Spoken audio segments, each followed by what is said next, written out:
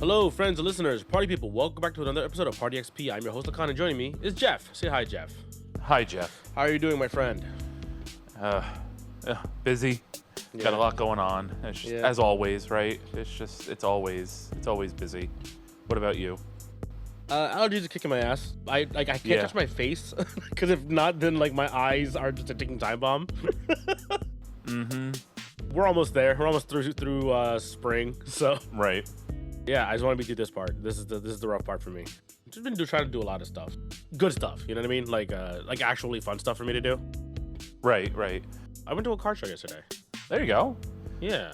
How was I that? wasn't initially gonna go, but you know, Buffalo was like, "Hey, I'm going to this thing. You wanna check it out?" I'm like, "Okay, it's cool." I picked up my first slab. Oh, a graded card. Yeah, I picked up a what is it? Is the Mega Evolution Bulbasaur. Yeah, I got that one. It's a PSA 10. Again, it was a little bit underpriced for what I was like when I did a quick like cursory look on like TCG player. Yeah. Yeah. I was like, okay, it's actually like, you know, on the lower end of like prices. Like, yeah, sure, one, I'll pick it up. And you know me, I pick up like only cards that are like have cute art basically, and like Bulbasaur, Snorlax, that's my shit, right? Right. I picked up the Fido art, the one with him looking into the little bakery with him his little cute dead Aw. eyes. I love that one. Pretty chill hangout. I found this little chart. I think it was from the Verge cast. I think did it, or I don't know, one of the other like gaming related podcasts. I know Retro Game Core is the one who I think I saw it from initially. There was this basically like about me video games little Mhm. chart, right? So it's a 5x4 grid, topics or categories ranging from like favorite game to like game everyone should play or best soundtrack, overrated, underrated, so on and so forth. Right? There's a bunch of stuff here. Jeff and I decided it'd be fun to do a little bit more of like getting some background stuff for us, right? Because we've talked about like our previous like our favorite threes, right? We did that for the anniversary episode. Yep. And then we did a couple of other things like we talked about like our favorite multiplayer stuff, you know, our favorite like fighting games growing up, other stuff like that. But you know, I think here this would be kind of cool to like kind of give you a more of like a shotgun wider spread of like, you know, hey, you want to understand why we like certain things and you know what we did play growing up and stuff like that. And 'cause obviously we can't cover everything we played growing up. I think this is gonna be a fun little exercise for us. Yeah, and into the present.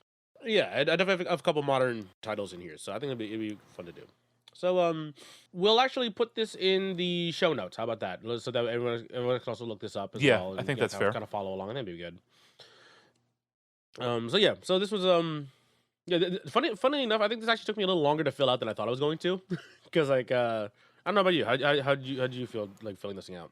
There are a few that I was like, huh, what do I think here? And I really had to kind of like think about it for a while. It was funny, but it was fun. It was a lot of fun to fill out. But yeah, no, I was stuck a few times here. What was your philosophy going into this? Did you go first instinct, or did you go like, no, let me think first, and then like actually make a choice? No, so generally, if I didn't have an answer, I would just skip to the next one and then think about it. But really, it was always just the first thing that popped into my mind. So I guess I'll start it off today, Yeah, that's fine. and I'm already calling an audible. First off, is his favorite game in the top left. I've been arguing with myself for like the last like 4 days. Like, what the hell to put here? Kind of the same thing where I was like, I looked at this and I was like, okay, first instinct, I'm like, what the fuck do I even say here? You know what I mean? Right. And then I was just like, I don't know what to put here. I genuinely don't. And this is not like a cop out. It's just like, no, like I like so much stuff. Obviously, tastes change over time.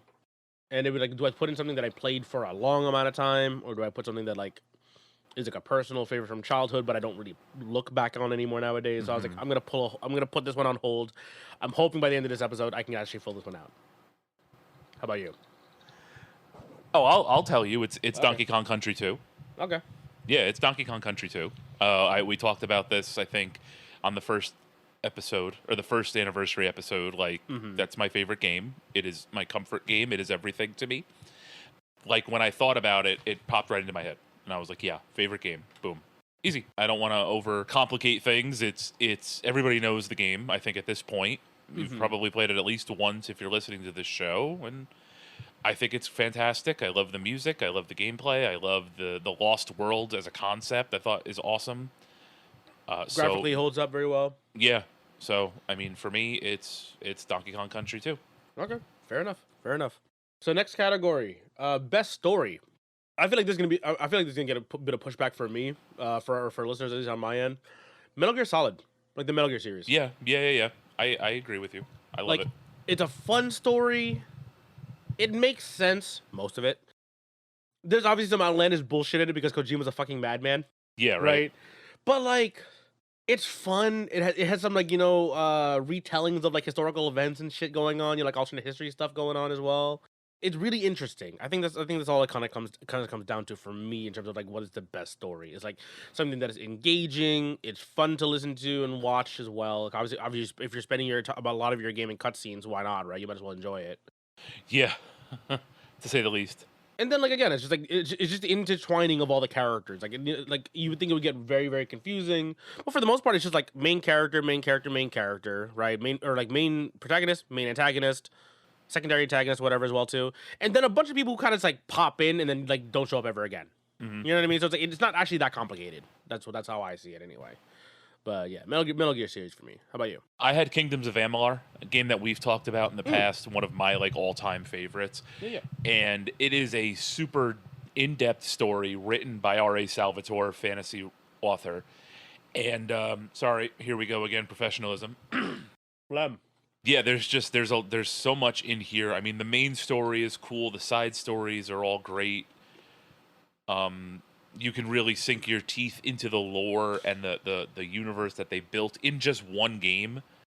I think makes it for me. I kind of bandied about a little bit for a few other games, but I was like, nah, I think this is it. And we'll talk more about Kingdoms of Amalur later. Word. Yeah. I got a decent like look at it when I was playing for the podcast. Yeah, And like in like 30, 40 hours, yeah, I did a little bit of side stuff, but again, obviously I was trying to like get through it so I can talk about it for the show in a relatively right. timely manner. But yeah, the story, like the world building, is really in there. It's really up there in terms of like the characters, how they treat other characters, how they treat other races. I can understand why you like it so much. Yeah, man. Next up, favorite art style. Surprisingly quick for me. Came down to one of two. Kind of almost flipped the coin at the end of the day. For me, it was Okami. Yeah, okay, I can see that. The other one that lost the coin flip was Jet Set. Yep, okay. And it is funny because for me, because actually a very late comer to that game. I never actually played it until the podcast. So with Buffa, who's the one who gave it to me. So, Hmm. but in terms of like the aesthetic of it, like, the hand brush drawn kind of animation style, the fact that the attacks have that kind of art inky style to it as well. I think it's also kind of like why I liked Street Fighter 4 a lot because it had that kind of Yes. like Japanese, like really dramatic brushed, black ink smeared across the canvas kind of look to it. I think that's kind of like why. But yeah, like Okami just kind of oozes aesthetic as well too. Like it's just so pretty to look at the entire game. So yeah, that's why for me I went Okami. Yeah. Again, you talk about like popping right into your head. For me, the game that I always associate with art style, well, it was kind of a coin flip too, was it was Cooking Companions right off the bat. I was like that cutesy sort of art style, Yeah, yeah. hiding the horror game below. You can go way back and listen to that. And we talked about sort of how defining the art style was for this game. And then, of course, the sequel, Dread Wait, also follows the same art style. There's another game that's coming up that I have that has like a similar sort of motif to it, and that was it for me. Like I just thought instantly, oh, Cooking Companions, yeah, And it's funny because like a lot of people be like, oh, it's just an anime art style, right? But it's like no, like right, it is like, I mean, that's also like okay, if we're gonna expand a little bit. Like yeah, anime is obviously like just a umbrella term, right? It just right, means animation. There's so much there's so much that covers where we can go from like a shojo to like a to the horror manga anime right. to like typical battle shonen. Yeah, it's just style and then like particularly the aesthetic for Cooking Companions was like yeah, it's like that kind of you know pretty clean shonen kind of shojo-ish almost a little bit to some extent for some Hmm. characters. And then yeah, like just like oh cool, we're just gonna get the like fucked up shit in this relatively cute art style. You know what I mean? Like, it reminds me of like Madoka a little bit. Yep. Okay, next one. Biggest personal impact. This one was a rough one for me to try to figure out Really, that's interesting. because it's like okay, do I go with why I like stories so much, or do I go with why I like roguelikes so much, or do I go with why I like gameplay so much, right? And after a little bit of deliberation, I ended up actually going the like one moment where like like a moment tickled my brain and I was like, okay, this is like what I've been chasing now, for the last however many years at this point. Yeah. And for me is Titanfall 2. Okay. So in terms of story, it has a good relatively short story for the single player campaign, right? But in terms of the personal impact of the biggest personal impact is the gameplay. There is just nothing like it that I have like experienced. There are things that are very similar. There was like other like first person high mobility shooters, like like we played Ghost Runner, and I've played all these other games that are kind of like high speed, but more like kind of Quake or boomer shootery. It's like something about the flow state that like Titanfall hits for me, and like why I liked Apex Legends so much, even though it was kind of neutered version of Titanfall. Mm-hmm. To this day, I still go back. I play the North Star mod, and like to this day, I still like kind of feel like I'm looking for a game to match Titanfall. Mm-hmm. Titanfall 2 specifically. How about you? Yeah, I another one that we've talked about on here before, but for me it was Street Fighter 4.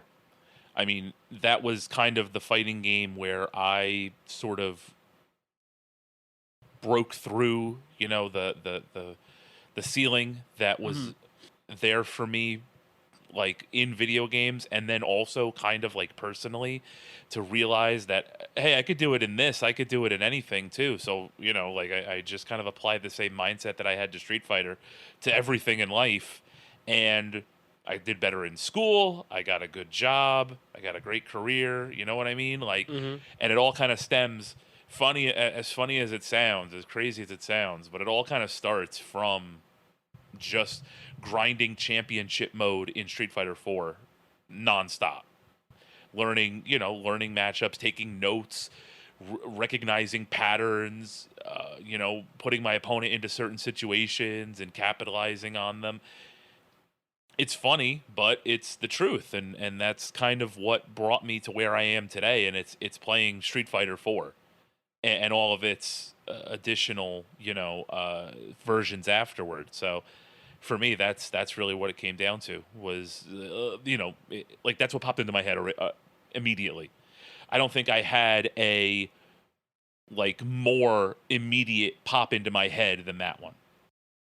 Yeah, it makes a lot of sense, and especially like in terms of like actual like personal impact, right? I guess Yeah, like it's personal outside of video games. For me, was yeah, like for me, I kind of kept mine strictly to video game taste, I guess. That's for me, but for yours, a much wider swath you're hitting here. That's cool. it's open to interpretation. Yeah, So yeah, yeah, I mean, I don't think anybody got it wrong. yeah, absolutely.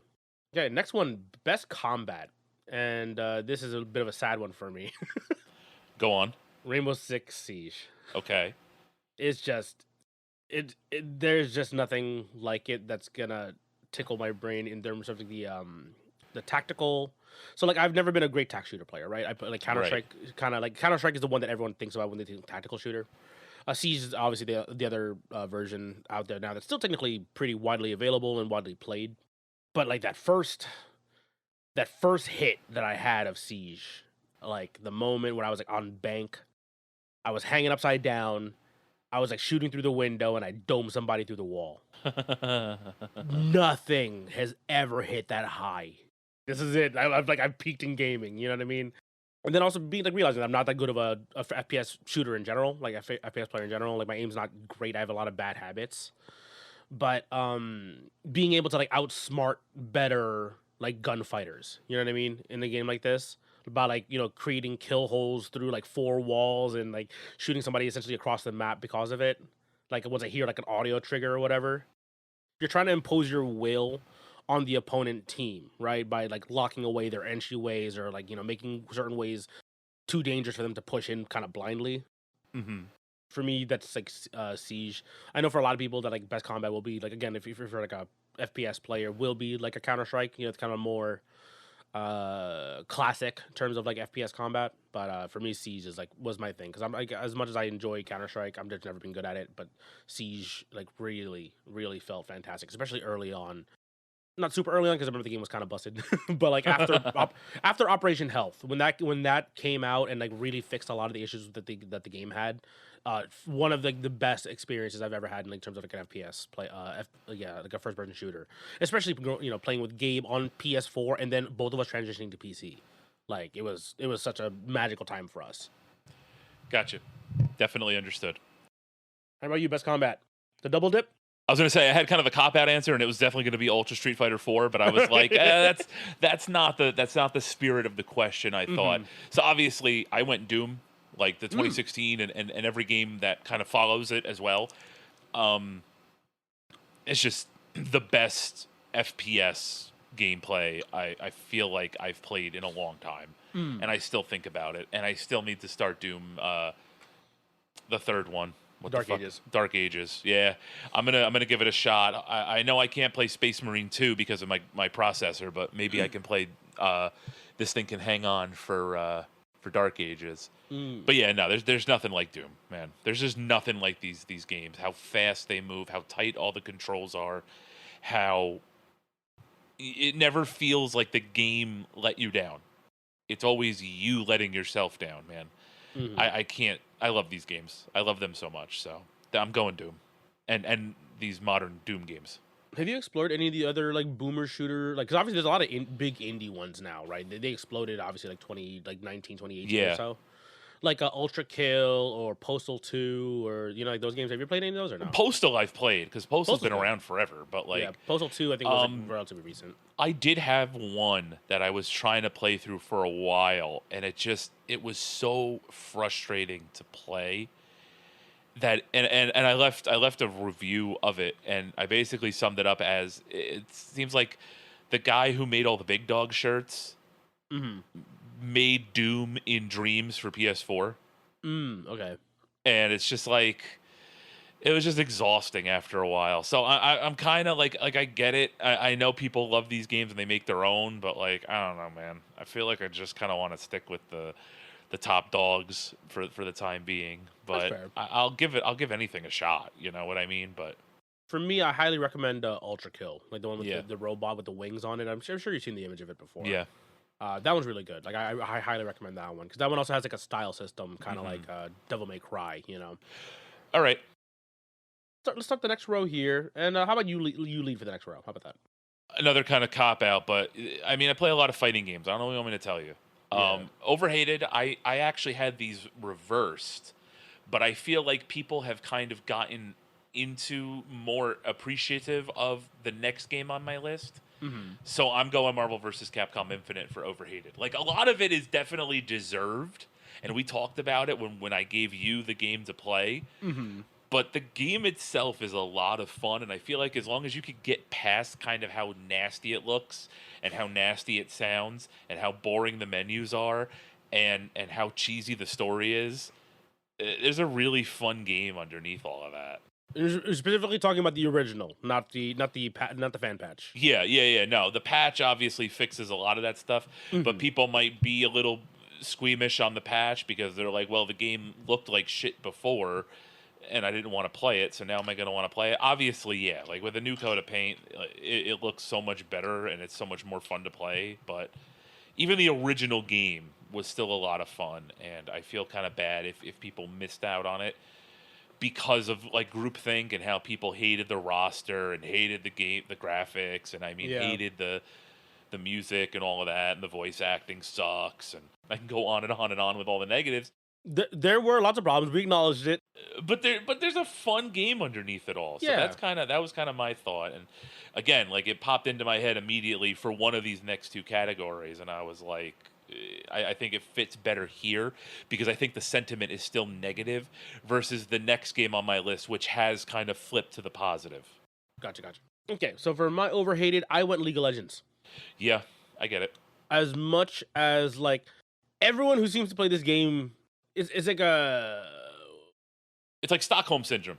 sunk cost fallacy, Stockholm syndrome, all that stuff, right? Like I can't Yeah, stop playing because I've already spent money in it, yeah, or I can't stop exactly. playing because I don't know. It's just now it's just my default game or whatever. It's a mix of both, right? Stockholm and like sunk cost or whatever. I stopped playing this game 6 years ago now. At this point, Right. I still enjoy watching it to this day. Yeah, I do too. Like I love the esports aspect of it. I think I hate the people. Like I don't know, man. Like aside from that, just in terms of like the actual you playing the game, like as a person, like regular ass dude, not a pro playing the game. Like it's fun. Is there some is there bullshit? Yes, but that's every fucking game. Is the pace different for you? Then it might just not be your game. You know what I mean? Like if you don't like the first 5-10 minutes of like not really of kind of just being a 1v1, right? Until the game kind of opens up into the rest of the map. Like I think League of Legends has like so much like depth to it. Maybe a little bit too much now. Like obviously we talked about like the difficulty of multiplayer games, right? Like the barrier to entry, right? The Right. amount of sheer knowledge you need to actually start to getting good at that game. But like, yeah, there's just so much there. Like, there's so many characters that are like, you can find a character you like aesthetically, gameplay wise. Yeah, like, I think League of Legends is actually at the end of the day is a good game. I think people who hate it is just like you played it too much. Take a break. You know what I mean? Just like Yep. try Yep. something else for a little while. I understand like if like that's the game you like. Yeah, I get it. Like I like MOBAs. I just don't have the time for them anymore. And like yeah, being kind of being in the grind of any game is gonna suck. So take a break. And then come back to it. That's kind of how I felt when I would take breaks and come back to the game and feel like, oh, okay, yeah, there's a reason why I enjoy this game. Nobody hates League of Legends more than League of Legends players. Like it's just the way it is, man. And I think that's like every game where you hear there's like a toxic fan base is because they want the game to be good. They want the game to feel like it did when they started playing. Yeah. It happens with Destiny. It happens with this. It happens with any other game that people sink lots and lots of time and money and effort and energy into. You just want the game to feel like it did when you liked it. Yeah. And like, because my viewpoint is that like, as long as the game's in a healthy state, I think that's all I can ask for personally. Like, maybe it's because I'm older and I've kind of grown out of just being like, oh, I wanted to stay exactly the same as like again, you grow up a little bit and you kind of realize, oh no, the game has to change a little bit. If not, it gets really stale. Not always the same, obviously, right? So there's certain games like Counter Strike you want it to be at its core basically the same. You don't want to be crazy swings. True. Yeah. Stability is good, right? Like that's kind of like the long running games have that, right? The games that don't get patches.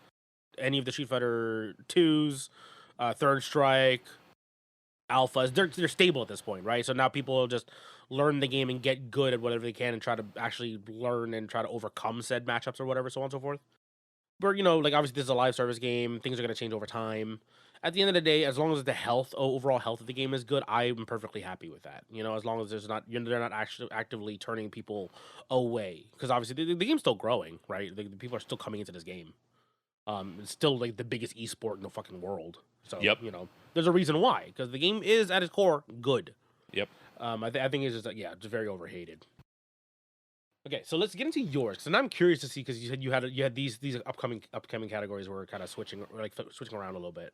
Yeah. So I ended up going Street Fighter Cross Tekken for underrated. I think people have kind of come on to the thing there where like Street Fighter Cross Tekken was failed by Capcom, not as much failed by the development of it. It's definitely a fun, deep game that people are starting to enjoy these days. So like I'm happy that the sentiment has kind of turned on Street Fighter Cross Tekken over the last couple of years. Because I love this fucking game. Like this game is so much fun, man. I love this game so much. I love playing it. I love how like more footsies based it is, kind of compared to other games. There's not a lot of like skips on neutral and footsies in this, so I'm into it. I love this fucking game. I wish this game would come to modern platforms in some capacity, man. I think it was like the cool, like one of the coolest moments in gaming, at least in my gaming experience, of seeing like, because again I was a Tekken guy, right? Yeah. Like seeing them in that 3D rendered like but 2D fighting game space that Yeah. I had just gotten into, right? Because I'm an 09er. And I was like, "Oh my god, this is it. This is like the crossing of two universes that now I'm fully into both." You know what I mean? It was so cool. Yeah, the gameplay was fun. Again, we talked about it. I think did we have a whole deep dive about this episode? Yes, we definitely did. It was kind of failed by Capcom execs more than it was failed by its development team. Yeah. But there's, like I said, like it's kind of different, I feel like, from Marvel, because it felt like it was a complete package, but all the add-ons kind of made people hate it, especially like the on-disc DLC, which was like the big issue, even more so than the gems, I think.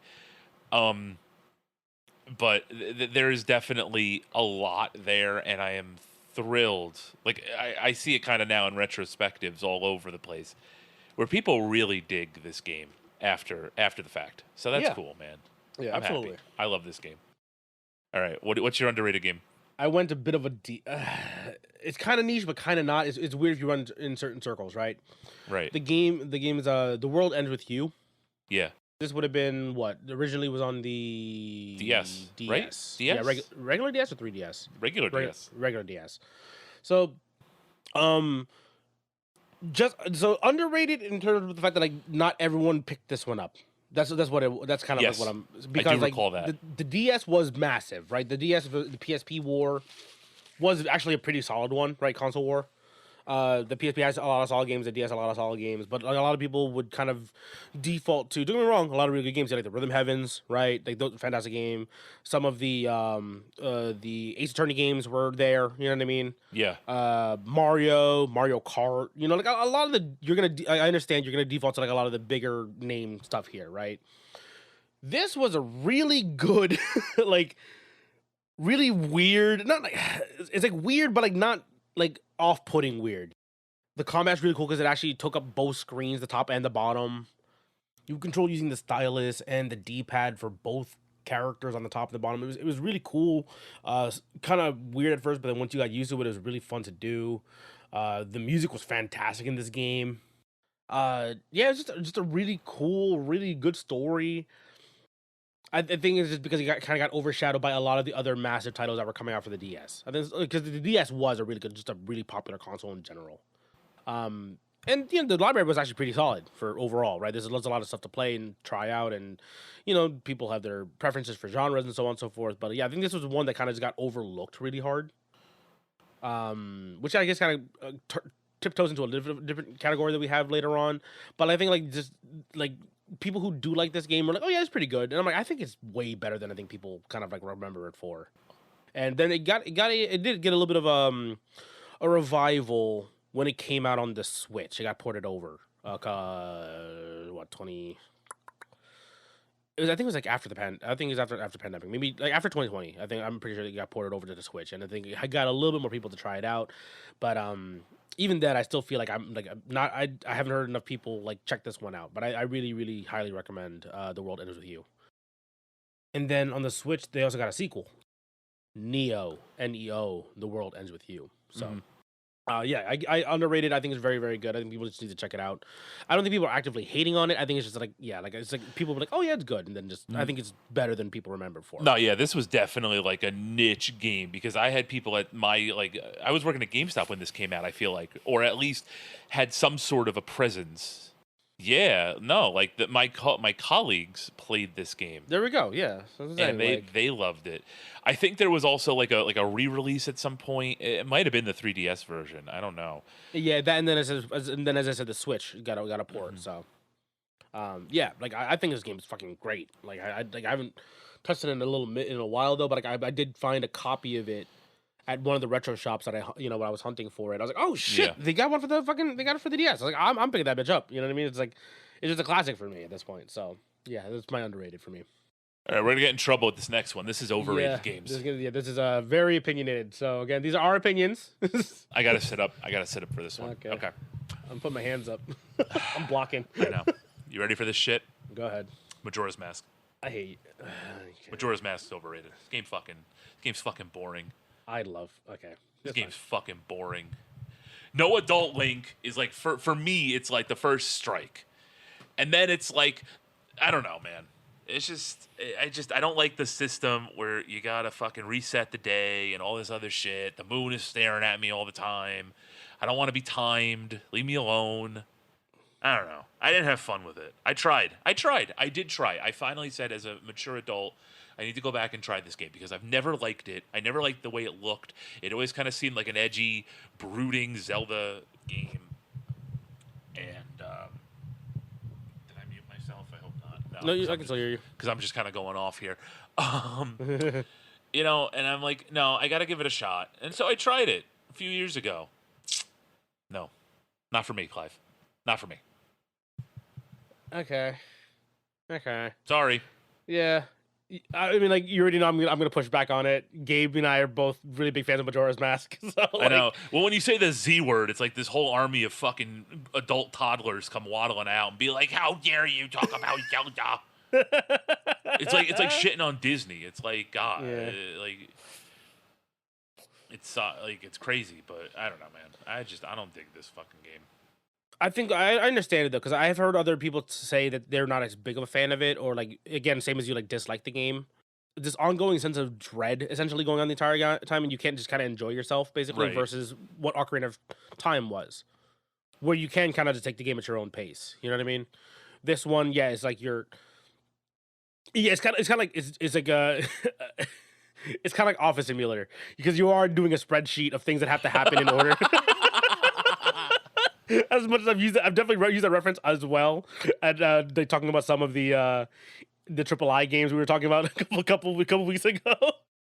I understand it. I don't agree, but yeah, that's fine. We have personal tastes and preferences, but like I understand why now. Like again, after talking to more people who also aren't big fans of the game, for why they're not as big fans of it. I get it. I get it.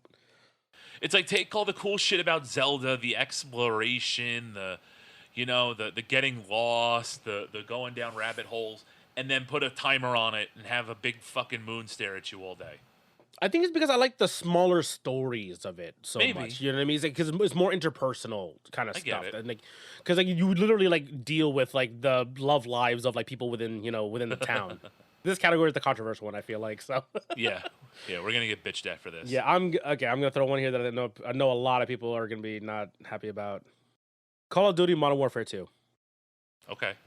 I know people love this game. There's like a bit of me that kind of like I understand it. Like I may have even said before, like like that's kind of like why the game is fun is because everything's overpowered and unbalanced. But like now, looking at it now, like going back, looking at it, and like I haven't played it in a minute. I know people are still playing this game That's insane. because like there's just nostalgia strong, man. Like Yeah, people are I still know. playing this game. They That's found true. like, and it is available on Steam, right? People play like classic slash private servers. Like they've gotten like I think there's like an Xbox 360 mod or hack, I think, or the Xbox One, where they've gotten servers to run again. Everyone talks about how they were the gaming god back when this game came out. You know what I mean? Like, I get it. It's the highlight reel, right? But I think that's also like what kind of led down this road of like why I don't like a lot of modern FPS games anymore. You know what I mean? Like it's the phase clanification. You know what I mean? Yeah, I Like get it. or I get it. like it's like I was like, oh god. And I think that's actually kind of what ruined first person shooters for me. Um, especially like with me being like a Titanfall fan as well. You know what I mean? I'm just like like obviously it's a little bit later down the line, and it's like I think that like the proper way that the again all personal preferences, these are opinions, okay? People go, Yeah. if you're angry, make your own list. But I think like Titanfall hits that better like balance of like insane bullshit, but also like counterplay. You know what I mean? Like you can still get outskilled by someone else who's better than you versus Modern Warfare where you can get killed by the akimbo shotgun bullshit. You know what I mean? It's like, oh, you don't want to play the game, or I just want a quick scope. Oh, cool, you don't want to play the game. That's basically what this game is, in my opinion. It's just like, oh, how can I just cheese as hard as possible so I don't have to interact with anybody else? Yeah, I get it. I get it completely. I know people are gonna be mad about that one. And also like in around that time, I was actually more of a fan of the Black Ops games at that time. Right. But like Black Ops 1 and Black Ops 2, I think were better than Modern Warfare 2. But that's again personal opinion, map layout, so on and so forth. Yeah, that's gonna be that's gonna be I think a relatively unpopular take. No, everybody's gonna love all like the gaming people are gonna like your take and hate my take, and then all like the dude bros are gonna hate your take and probably be like, all right with my take, and not even give a shit because you're gonna be too busy yelling at you about Modern Warfare 2. So I'm just gonna meat shield this shit. That's fine, whatever. But at least Epic Nintendo gamers will be on your side. Yeah, I guess. I mean, like the term recently like, came out like, a couple years ago, right? The ball and gun gamers. Yeah. Yeah, those people are gonna be angry at me. I'm like, fine, whatever, bro. But keep playing your game. It's fine. Enjoy your shit. I enjoy it sometimes too. It's fine. We're gonna get to a game on my list, and they're going to be happy with me. Yeah, I think it's just that, like, if that is your pinnacle of gaming, I think you need to try some more shit out. Right. That's my opinion. Moving along, just before I keep digging the hole for myself and more people to be upset about me. Okay, next one up for you. Next one up for the next. Needs a category. remake is the next category, and I just kind of thought of it as like a game that I can't easily play. That's outdated. And I guess Street Fighter Cross Tekken kind of falls into that. Yeah. This is out of complete left field, but like Digimon World 2 is the game that immediately popped into my mind because it's trapped on PS1. I have never seen it be able to be played in the future, right? But like a dungeon crawler, team-based, turn-based RPG is kind of dope. Yeah. And like this was the Digimon World game I played the most of, more than the first one, more than any other in the series, and this is kind of like the most Digimon game I played until like the new ones came out, like Cyber Sleuth and Hacker's Memory, and now Time Stranger. I put some time into this game. I never beat it because I wasn't good at video games when I was growing up. I was kind of ass, but like I want to play this again because I just kind of remember it being super charming, and the lines were like voice acted. The Digimon attacks were voice acted, and I don't know. I never played anything like it. It was uniquely Japanese, kind of in that regard. I think where it's like it's got like a dungeon crawler. You're in like a buggy, traversing dungeons. It's turn based, kind of like 3-on-3 turn based kind of combat. Man, I don't know. It's cool. It's charming, and I think like if it got a modern coat of paint with like some more Digimon in it, I think this would hit pretty hard. I think it'd be pretty cool. I think I've kind of noticed it recently where there is like a large overlap between like the Persona community and the Digimon like games, like or like fan base. So like I think absolutely, I think you're right. There would be like a large group of people who'd be like who are chomping at the bit for like a full remake of like a Digimon game like that. Yeah, absolutely. Because even just the way you were explaining it, I'm like, yeah, that kind of sounds like going around like Memento in like Persona 5. Because that's basically like what you're dungeon crawling / like palace crawling. You know what I mean, Right. in Persona. So yeah, it makes sense. Absolutely, I think that'd be really cool actually to see. I do remember playing that game and like not understanding it as a kid because I was because like I played RPGs, but like I played like Final Fantasy. You know what I mean? Like I was very kind of like not deep into RPGs in that sense where I'm playing Final Fantasy, which is like my opinion like like the wide appeal RPG. You know what I mean? And then like you go a step below that, you start getting into like the dungeon, or not dungeon, Dragon Quest people. You know what I mean? Yeah. And then after that is like Shin Megami Tensei. Again, opinion, but whatever. And then like you kind of branch off into the niche communities of like the Digimon community on top of that. So like I think I can kind of see where you're coming from for that one. That'd be cool. I think it'd be cool to see a remake of that. Yeah, it's like what do you mean? I have a battery. I ran out of battery traversing this. I tried to get all the items, and now I'm stuck. You want to explore, and you're telling me I'm getting punished for it. There's no map. Yeah. How am I supposed to know where to go? There's no map. Like modern nice cities would be nice to have here, basically. Fuck you, Bandai. All right, what's yours? Okay, another gun game. Rainbow Six Vegas 2. Okay. Not readily like available to play anymore. Like I think technically they took down the servers on Steam. I think I forgot exactly. There was a thing about it. Like you can still technically play this game, but it's like obviously like very difficult now to play this game online. Or like at least like there's 1 or 2 barriers to entry, which is enough to make most like kind of like most people kind of shy away. Yeah. Exactly. Like, but if you're like, like you or me, we're willing to go into a modded server or mod our game to play modded servers, right? We will do that, especially to get a hit of a game that we like. For the most part, yeah. Like I'm kind of at the limit with like the stuff I have to do to play Street Fighter Cross Tekken online. Mm-hmm. But that's the thing. But the fact that we even did that, the fact that we even did a single patch to remove that games for Windows Live bullshit is already more than most people are gonna do. Yeah, no, I get it. So like for me, like Vegas, this is old Ubisoft, right? This is like actual Tom Clancy still. So like it's not as just generic gun game, right? This is a much slower, a slower game in comparison, where you're actually taking cover and stuff like that, and it is a very slow game in comparison. But you go into third person when you go into like back to the wall cover. You know what I mean? It's really cool. You get to do some blind fire stuff, a la Gears, kind of situation, pop out stuff. It's fun. It's really fun. Just this kind of version of slower tactical gameplay, I think would be really really cool to see again.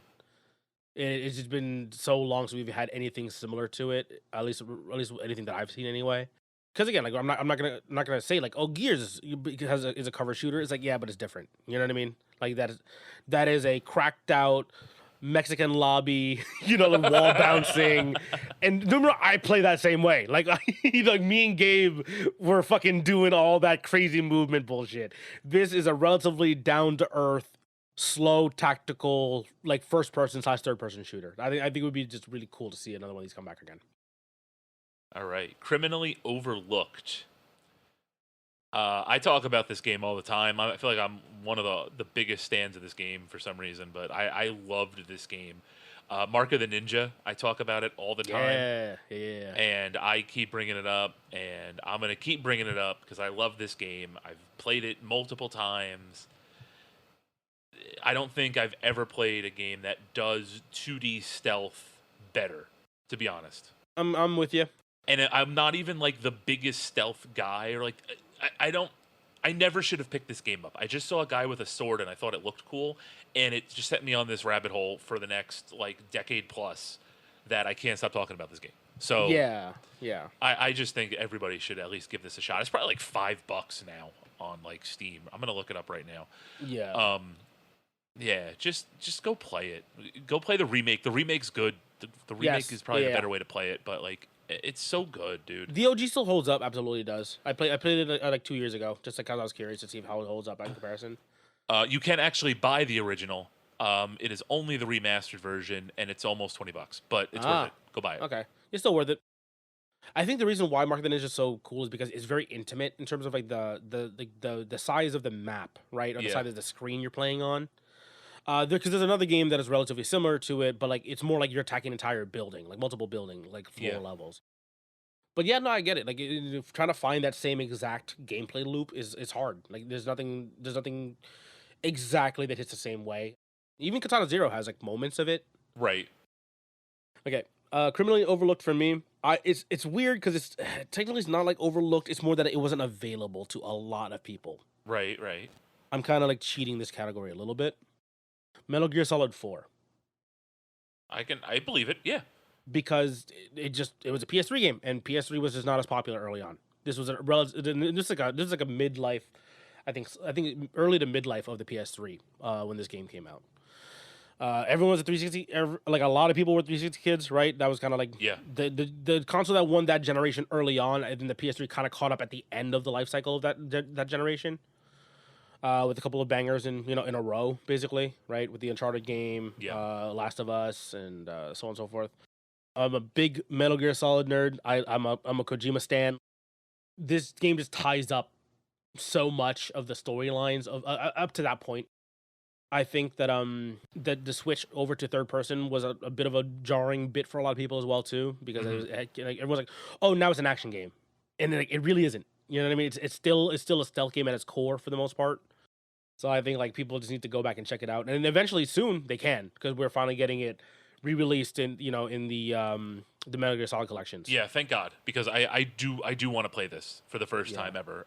As somebody that loved 5 so much, like I love 5. It's one of my biggest regrets is not putting it on our list. We did like a top whatever games list, and I just forgot about it. And I'm like, fuck, I love this game so much that I would love to try this out too. So I'm in. Just the console wars were still happening there, and the PS3 just kind of lost in the beginning just because it was so fucking expensive to try to get one. So like I get it. There's not many people getting their hands on Metal Gear Solid 4, but finally, I like it's finally coming back out. It's gonna be available off the PS3. I'm so glad.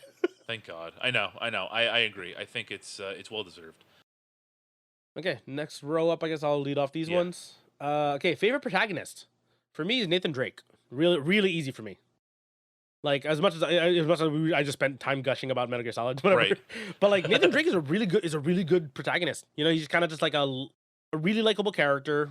I've had like what 4 mainline games anyway to really grow to like him. But even like first game, he was fantastic. He's quippy, you know what I mean. The way that the dialogue's written there obviously helps the character and all the characters in the Uncharted series games. You know, he's not a like a. We talked about like the kill count at one point. I think we made a joke about it at one point earlier on in the podcast about how like, oh yeah, he's just like a treasure hunter. You know what I mean? But he has killed a lot of dudes. Self defense though. Self defense. That's why. Yeah, So, definitely. That's it. you know, it's kind of that childlike energy that he has of like the thirst for knowledge, you know what I mean, and like the love of history. I think that's like the character, you know, that's built around the character. Like he's very smart, he's very witty, he's quick on his feet, you know what I mean. Like I think that's kind of like why I think he's just like one of my favorite protagonists like ever. Yeah, I get it. Have you played any of the Uncharted games? Nope. Oh man, you gotta check some of those out. They're really fun. Yeah. And they're not super long either. Here's my favorite protagonist of this game series I love. Have you played it? Nope. Sorry. It's fun. I get it. I just, it's just I had the PS3 to play fighting games. I didn't play much else other stuff on it. Sorry. Yeah, you missed out, man. I know. Uncharted 1, 2, and 3. I played Killer's Dead instead. Sorry. A couple other games. I know. We didn't know how I felt about that one. So. I know. Sorry. All right. Yeah, but I think Nathan Drake's just like a really like likable character.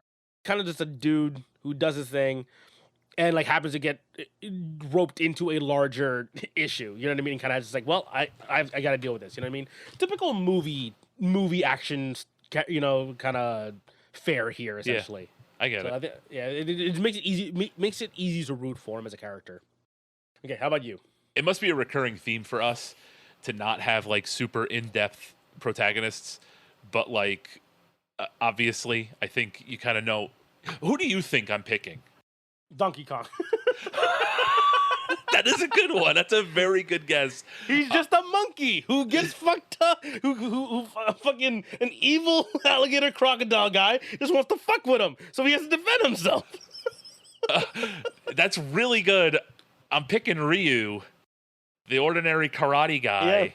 Yeah. Just a guy who wants to get stronger. That is right, it. That's it. It's simple, but he's been my guy for 35 years. Like, and it's been my favorite fucking character forever. And he has to battle the embodiment of evil and his own internal evil. And win all the time, ever. Yeah. I get it. Yeah, man. That's just my guy, man. And just going on this journey with Ryu for, like I said, for all this time, man. It's been me and him. It's the journey of growth. That's what it is. Yeah, exactly. Just don't get counter hit by him.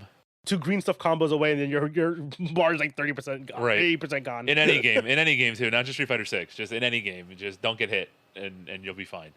Yeah, man. I don't know. It's like I said, like you said, it's the journey of growth, and that's the guy that's been alongside me with my growth, and I can't think of any other protagonist that I would ever want to fight alongside in a video game. But in an anime, it's the same guy, but his shirt's orange instead of white. His name's Goku, but he also has a dragon fist. Again, just the good character, basically. Just good. I get it. I'm not a difficult man to figure out here. I got to follow up actually because I did spend a little bit of time trying to figure out this one, and I was wondering if it was like a little bit of recency bias for me. But I really like Jin from Ghost of Tsushima. Yeah. Okay. Samurai warrior. His uncle's like the emperor or leader, whatever the fucking royalty names are, whatever, right? But but then he has to throw away his code, right? The samurai code of honorable battle. Because especially back in the day, that was the whole thing, right? The code of Bushido, right? Yeah. Chivalry for knights. You know what I mean? It's like no, everything has to be like an up, a one-on-one, call you out, motherfucker, fight in the open kind of shit, right? So I originally was thinking about Trey Parker's or Matt Stone, one of them, the South Park guy's Japanese voice when this started, and I was like, is that kind of racist? And then it immediately cuts to me when you're like one-on-one of Randy Marsh taking the shirt off and being like, you want to go? What are you gonna do? What do you want to do about it? What do you want to do about it? I've also played so many games where like the main character is really good. Like, like Last of Us. Like, there's so many good morally gray characters. Yeah. You know what I mean? Like Snake. Yeah, definitely. There's so many. And I was like, I'm gonna keep it light. I think that's kind of why I went with Nathan Drake, you know what I mean? And I can understand why. Same thing for you. It's like, no, I just want the good guy. Was there anybody else you thought of before you locked the number you? No, that was it. This was another one of those like insta locks where I'm like, oh well, Street Fighter 2. So favorite antagonist now, the opposite side. I went Revolver Ocelot. That's a good one. Liquid Snake because of the weird story. You'll see it when you get into Metal Gear Solid 3. I'm not gonna delve too hard into it. Right. I don't know if you've been spoiled. It's been spoiled for you at this point. However many years now has been out since at this point. Revolver Ocelot is just kind of like he's been in like every game. You know what I mean? Like he obviously he was like in the first, the second. There was a young version of him in Metal Gear Solid 3, Snake Eater, right? Where you see like the origin of him kind of situation. And then 4, we get the culmination of kind of like a large overarching weird character amalgamation. I don't want to talk too much about how like what happens in Metal Gear Solid 3 because I know eventually you're gonna get your hands on it. Yeah. But like like he's just like a fun character. There's like the double crossing, the triple crossing, you know what I mean, the allegiances and so on and so forth. He's fun. He's a fun character. He's a fun bad guy.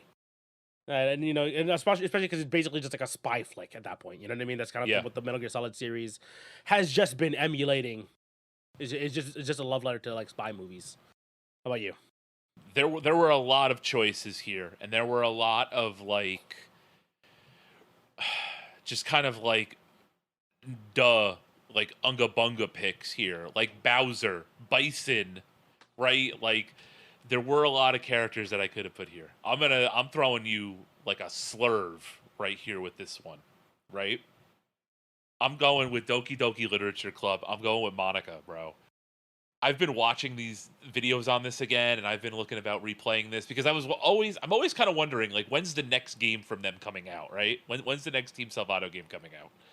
And I kind of thought about it. I was like, yeah, man, she didn't ask to be put into this game. She didn't be asked to be a sentient being, right? Yeah. It also helps with, the thigh highs and everything. But, like, yeah, she's like a really cool character, and it's a really inventive storyline that you play through with this character who is seemingly aware, right? Who didn't ask to be created, but is. And I thought that was kind of like a perfect way to kind of throw everything into kind of like a loop and get away from just everything being fighting games and Super Nintendo games. Okay. I'm with you. This one, we want to do an episode on this whole thing. On this, Yeah, we do. Next, so this one's best soundtrack. I'm throwing it out there. I overlooked this one during like our personal favorites thing, like maybe 2 years ago. Kingdom Hearts. Okay. The entire series, the soundtrack for every game is just like this whimsical and like anime inspired Disney. Basically, that's the entire thing. And like you know me, I'm a big musical guy. We grew up during the Disney Renaissance. Yep. Banger after banger in this, dude. We're getting the crazy fucking weeb Final Fantasy soundtrack mixed with like this grand orchestration and rearrangement of like Disney, like classical Disney hits, basically, and just mixed in with like a battle. There's like a calm version and a battle version for everything as well too, and it just like perfectly like phases in and out of itself. It's so good. Like every Kingdom Hearts has like these moments that like. There are these pieces in these games that like just hit me. Like I'll be listening to it like randomly and I'll just start tearing up. You know what I mean? It's like, oh my god, like it's when music is like fully just emotional tapping. You know what I mean? Like Kingdom Hearts absolutely for me taps emotionally and nostalgically, like just in many ways. It's so good. Okay, this was another one that kind of immediately. There were like 2 games that popped into my head. And if you thought I took you off the path with Doki Doki Literature Club, this grid that we print out might be the first time these 2 series have ever been next to each other in something other than like a bizarre alphabetical order. Okay? Okay. I'm going with Madden 07 for the best game soundtrack. For my favorite. I fuck with you, bro. Bro, the Madden 07 soundtrack hits so hard. Listen, especially like the old Madden soundtracks are legendary. Pulling I up feel bad. pulling up the fucking list right now. I feel so bad for kids that have to listen to the shit they put together in these new games, man. Because there was just something about all of these different genres coming together, and you never knew what was next, right? So for 07, and I go 07 specifically because, man, AFI, Atreyu, Less Than Jake, 30 Dashboard Seconds to Confessional, Mars, Audio Slave, the bands Glasses Malone, Hit the Lights. Yeah, Red Jumpsuit. The songs that you know, right? The songs that you know, the bands that you know, the bands that you discover from playing these games, right? The one-hit wonders, like that song, like this song right here, Backyard Betty. I've never heard this motherfucker in my life. Spank Rock. Never heard of him in my life, right? Yeah. But I know every word of that song because I played Madden 07. Yeah, this is a crazy rock soundtrack. It's like specifically for Madden 07, like Yeah. the Madden 7 soundtrack does fucking hit. It hits so fucking hard. The other two soundtracks that I kind of thought of immediately was NBA Street Volume 3, Yeah. which has some bangers on there. Real quick, that was my other choice for needs a remake. Like that was, NBA Street. Well, I have good news for you. Mm-hmm. They are basically making an NBA Street spiritual successor called it's like NBA The Run. I did see that. I saw the thing for. I didn't like look into what it was. I just saw like the run, and I haven't got a chance to look. It's into 3-on-3, like exaggerated basketball. Yeah, so you're in there. Fuck yeah, dude. Oh shit. Oh, Philippines! I see the flag in the background. Oh, fucking shit.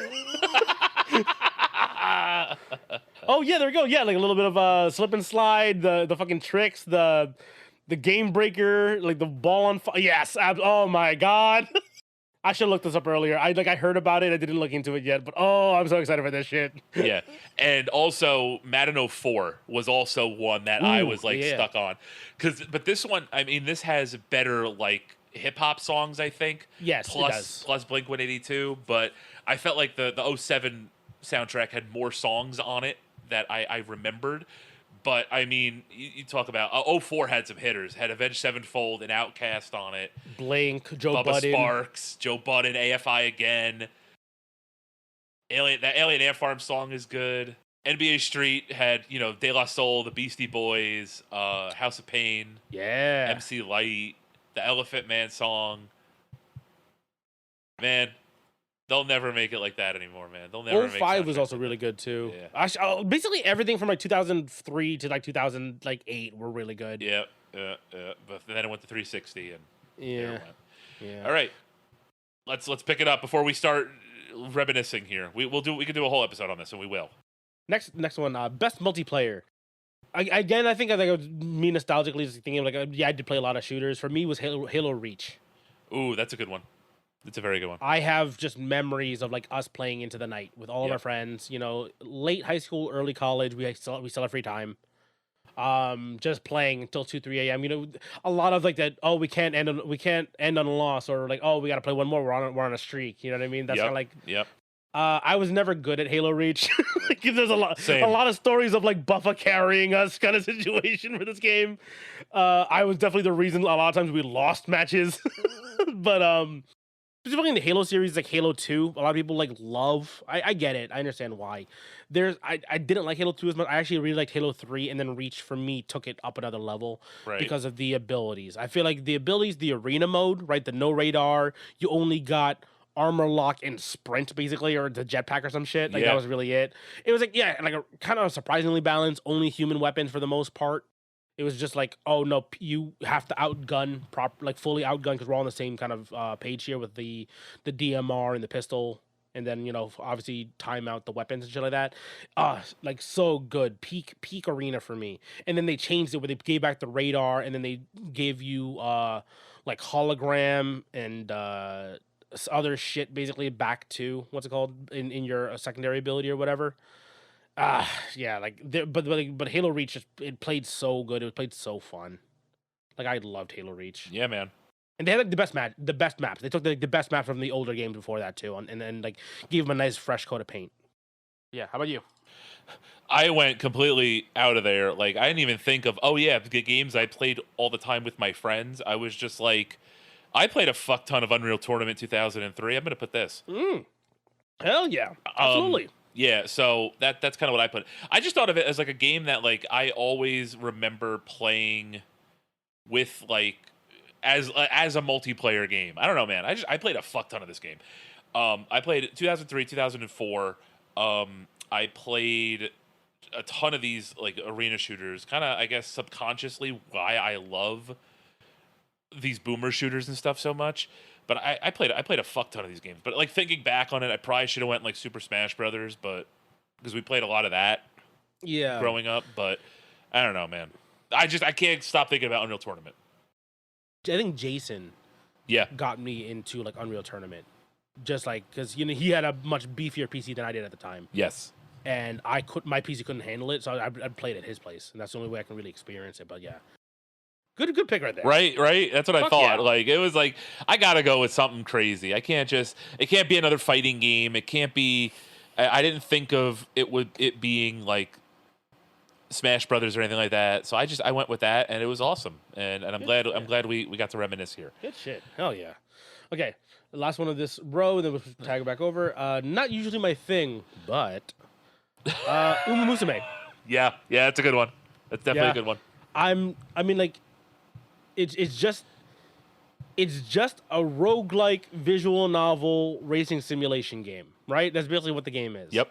So how is it not your thing exactly? I know, right? You would think it would be, but like, it's just like visual novels I don't really play anymore because I don't like reading.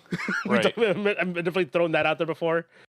And like racing, like the sports simulation kind of aspect to it, I really could not care less. Like, I have friends who love playing like Football Manager.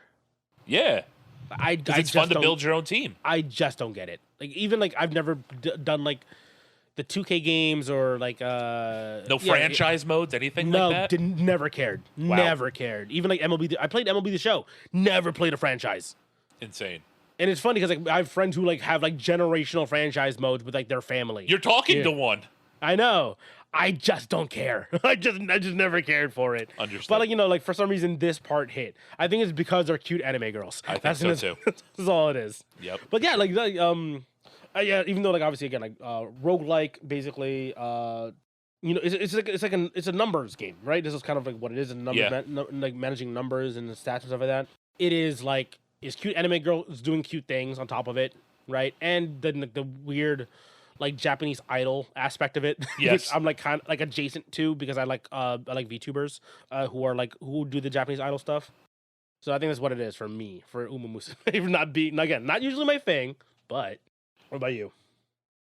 Well, I've talked about this before and how like what my pandemic project was. It wasn't like anything productive outside of video editing. It was Five Nights at Freddy's. And Okay. like as a guy that never really grew up with liking scary things, I just dove into this fucking franchise like crazy, dude. So yeah, when I saw this category, I was like, yeah, this is definitely it for me. Like Yeah. it's just all everything, the games, the lore, yeah. the movies, the books, like, yo, I'm in. I don't know what it is. I don't know why, but I'm just super into this stuff. So I get it. I'm not a Five Nights at Freddy's guy. I still don't get it. You know what I mean? don't. I know why people like it, but Yeah. I've just not had no curiosity for it basically whatsoever. Well, you like what you like, kind of thing.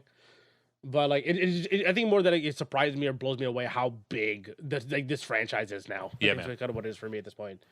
It's like a more, like almost like a morbid curiosity of like how the fuck got here? How'd they get here? Branding. Lots and Yeah. lots of branding. Yeah, absolutely. All right. Okay, last set of Last row last here. set of categories here. Last row. Turn my brain off again. This was one that I was like instant. I just went Balatro because it is the perfect just sit, chill, play some cards. We say turn our brain up, but we do a lot of thinking in these games. Well, you might. I just try to make two pair. Okay, fair enough. You try to get there. I get it. Yeah, like, but it is just like the ultimate chill kind of game. So I can also throw in basically any of the casino roguelikes in there too, like any of them. Okay. Yeah.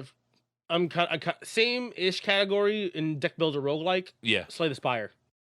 Obviously requires more thinking, right? Because it's basically just an RP. Because It's you just can't an just make RPG two game. pair, right? Right. Yeah, like you have to worry about synergies and shit like that a little bit more in comparison to like blockchain. We can kind of get a little bit out of hand faster. I feel like. Yeah. But Slay the Spire, like, I think it's because I just play fast and like I don't care about losing. You know what I mean? Like it's like unless like the run's like close. You know what I mean? It's like oh shit, like I need to lock in situation. Yeah. Yeah. But for I the get most it. part, I just play super fast. I'm like, oh, if I fucked it up, that's on me. Whatever. You know what I mean? I didn't move along. Kind of start over again. Yeah, still just like one of my comfort games now to this day. Slay the Spire 2 obviously is out now, and I'm playing that obviously more now in comparison. But the game's still changing, so I have to like actively think still, because it's still in early access. They're changing stuff True. up and trying to balance the game. True. Slay the Spire is kind of like it's pretty much done at this point. So they're no longer touching it. It's like cool. Like I know what the cards do. It's up to me now to just find the proper builds to make the run go to the moon if I'm playing Slay the Spire 1. Other game, I was gonna close second. I'm gonna throw this one out there specifically. It's kind of a game, kind of not. Aim Labs. Okay. It is the first person like aim trainer. Yeah, I get it. But I that's get kind of that. the point, though. You know what I mean? It's meant, but it's not really a game. That's the only reason why I didn't kind of give it to it. Right. Okay, next one. Next one, Best with Friends. I don't know how much you played this. You might have, but we played a ton of this, and it was the first game I thought of. And again, it wasn't Super Smash Brothers because I'm insane. It was Gauntlet Dark Legacy. Oh yes, we did play this together. Yeah, we played a ton of this game. I know. We played this in my house. Yeah. Okay. I just want to make sure. I hosted this. Remember? Well, I know we played it a lot at my house too. We had that like resurgence of the Gauntlet games. Like remember we did Dark Legacy and the one before that. Just Legends. Yeah. Yeah. We did it at my place. Yeah, I do remember that. Okay. Yeah. I love this fucking game. I love this game so much. I could play this all day with you guys, with anybody really, but like mostly it helps to have like 4 friends, people that you really know and trust play this game. Yeah. It was a game I thought of. I went and I bought it because my copy is somewhere. I don't know where the hell it went, but I bought another copy a while back just to make sure I had it in case we were ever going to play it again. Like level based arcade. Yeah, man. Is it a beat 'em up technically? Yeah. Oh yeah. Yeah, beat 'em up. Yeah. Which one was the one with the jester? I mean, there was like a new character. That was Dark Legacy. Okay, yeah. Because I remember that was a lot. I think that's when we played. That was Yellow Dwarf. Yeah. Yeah. That was okay. Yeah, that was it. Yeah, because the OG one was more of like the typical arcade. It was like fighter. Right? Yeah, fighter, archer, wizard, whatever. Yeah, wizard. Yep. Okay. Yeah. So because remember we played through that one. And then we moved on to Dark Legacy, and I think we finished it, right? It's been years now. Yeah, I am pretty sure we finished it once. Maybe not as a full squad like we did for the first Gauntlet. Yeah. Because I remember that one we always played like 4 people, but I think this one we might have had like maybe 3 because because I think around the time Dark Legacy came out, like some of us had started getting jobs. Yeah. So we weren't always available after school or whatever on the weekends. So, but I'm pretty sure we beat that game. Yeah, I'm pretty sure we beat. I know we beat Ultimate Alliance in that same like beat 'em up realm. Yeah. I know you and me and somebody else. I'm pretty sure it was Gabe beat Ultimate Alliance, but I think it might have been Aspera.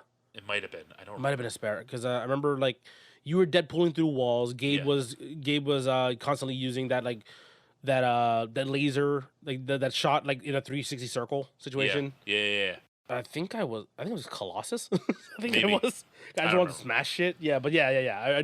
In that same kind of like that classic beat 'em up like kind of sense. I miss those games. I miss just kind of getting together and playing those as a session. I miss having time. Okay, best friend for me, Deep Rock Galactic. Yeah. It's such a good fucking game, and like even if you don't play with friends, like the community is so nice. Like it's so fun.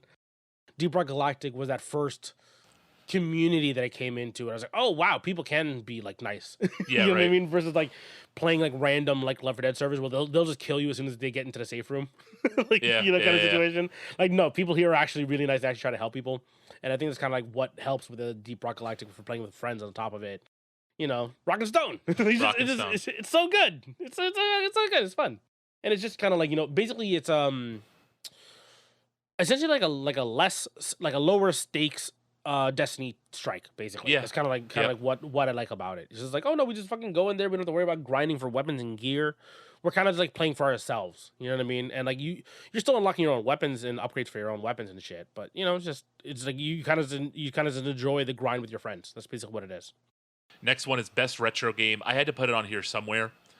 So I put Capcom versus SNK 2 because I had to just put something on here. But yeah, I'll go with that. I mean, because we've had a lot of retro games on here, so it felt kind of weird. To just pick something we've already picked before, Right. Yeah. So I had the same mindset. Okay. I was just like, screw it. Like, I'm just gonna put it on here. It needs to be on here in some capacity. So I'm putting it on there. I don't have to say much else. Just listen to the show, man. You know Yeah. how much I love this game. I get series that I need to get into still. Yeah. I played it a little bit with you, obviously, back in the day, but like Right. I didn't know what I was doing. For me was yeah, again, I broke away from picking something we've already picked before because I was just gonna say Mario 3, like as I said before, that's like one of my favorite games ever. I went Kirby's Dream Course. There you go. I love Kirby. Kirby's cute. And then like you kind of get this like competitive edge because you're trying to like kill the monsters on the field and then gain all the stars, right? Because you can steal star color from other people by still it's technically only two player game, but you know what I mean, like change the star color from you or Kibi, the yellow Yeah. Kirby, and then you go into the hole and you get 2 stars for that too. So kind of just like a fun little mini golf game basically, and with a bunch of Kirby abilities. Yeah, man. The sound design's very good. The music's cute and very fun. Yeah, Kirby Dream Course is a really good game. That was like one of those games we used to always rent from the Pathmark and from what was it called? West Coast Video? Yeah. West Coast Video was down the street. Yep. Yeah. So that's this is one of those games that Gabe and I were constantly renting. It's like we might as well have just bought this game. Like we've definitely like paid Yeah. for this game Yeah, enough for times sure. to just own the damn game. Been there. Okay, next one. Nostalgic childhood game. Yep. I went Donkey Kong Country Okay. because again, it has to be on here somewhere. Yeah. And yeah, man, it's just the first one. I don't know what it is about the first one compared to the second one, but like if I'm gonna play the second one, I gotta play like the whole game, right? If I play the first one, I can play like the first world and be okay, you know? Yeah. So that's kind of why I think I put it here as for like nostalgia. And this is also the one where like all the music comes in. I mean, the second one has also great music too, but like I don't know, man, like that Jungle Japes theme and all that is definitely like it's definitely like the nostalgia in the nostalgic childhood game for me. Okay, I had to. It's weird because best retro game and nostalgic childhood game all kind of had to fight for a spot, basically. Yeah, right. I get it. I get it completely. So the 3 that I had to choose from, actually, I'll tell you what I chose for a nostalgic childhood game. It's weird because it's like I'm nostalgic for it, but I still play it to this day. Mega Man 2. I thought this was gonna be Legends of Dragoon. I was trying my best to not choose games that I've already played, like we've already mentioned before. Yeah. Okay. Yeah. So, but basically, yeah, that was the one fighting, and I was like, do I say Legend of Dragoon? You know what I mean? It's like, I like it basically like, again. Only reason why it's got removed is just because of the fact that I've already gushed about it before and being like Right. a personal favorite game. Well, you have more self control than me, I guess. Yeah, I was like, yeah, I'll try my best not to choose the same stuff we've chosen before.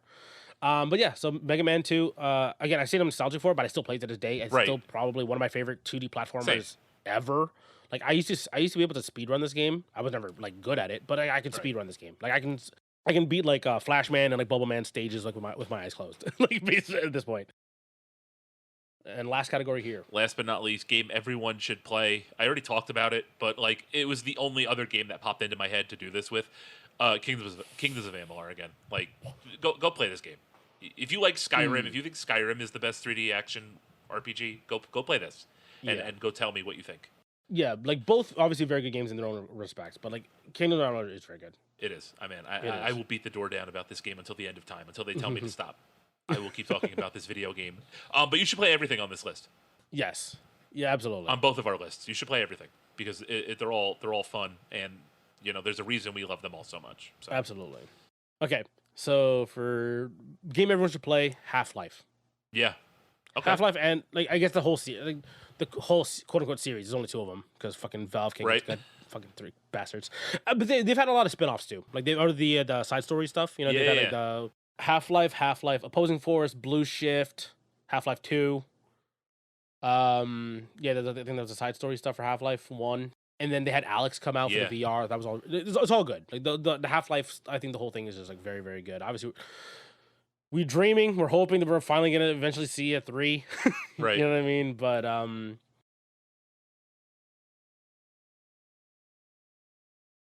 was just like it was like a moment. You know what I mean? Like for like first person story based FPS, there was like it was it was the fact that you could interact with the world and you were kind of like a person in the world. You weren't like the main you're the main character, but you're not like the hero, if that makes sense, right?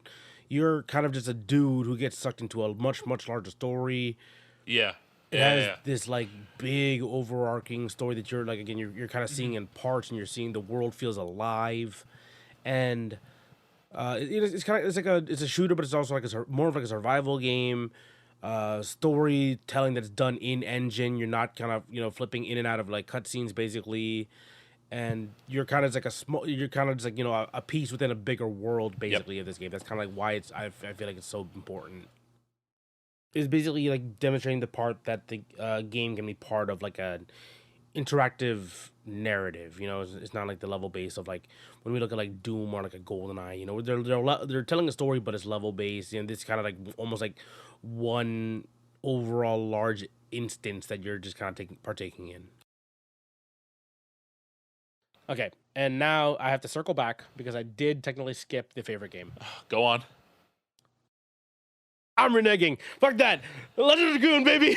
Legend of Dragoon favorite game. What a payoff. What a payoff. Oh my God. What a payoff.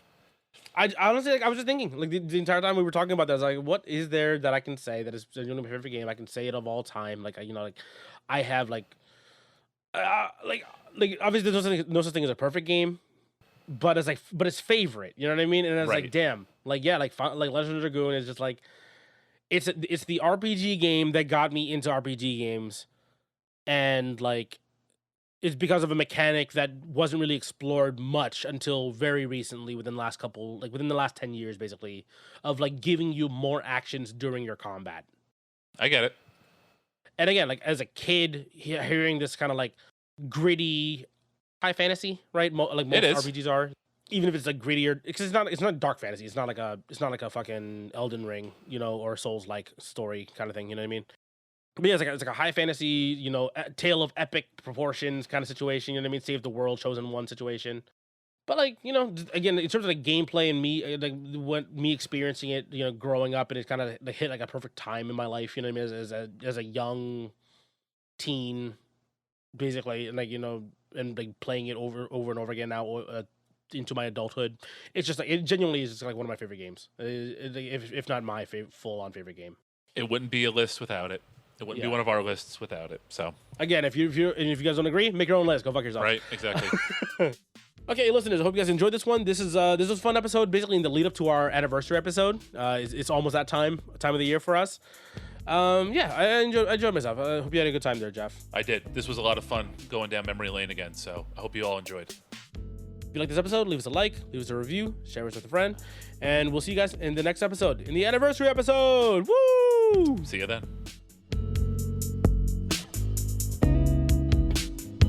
Sorry, I'm munching on my sandwich right now. I'm fucking starving.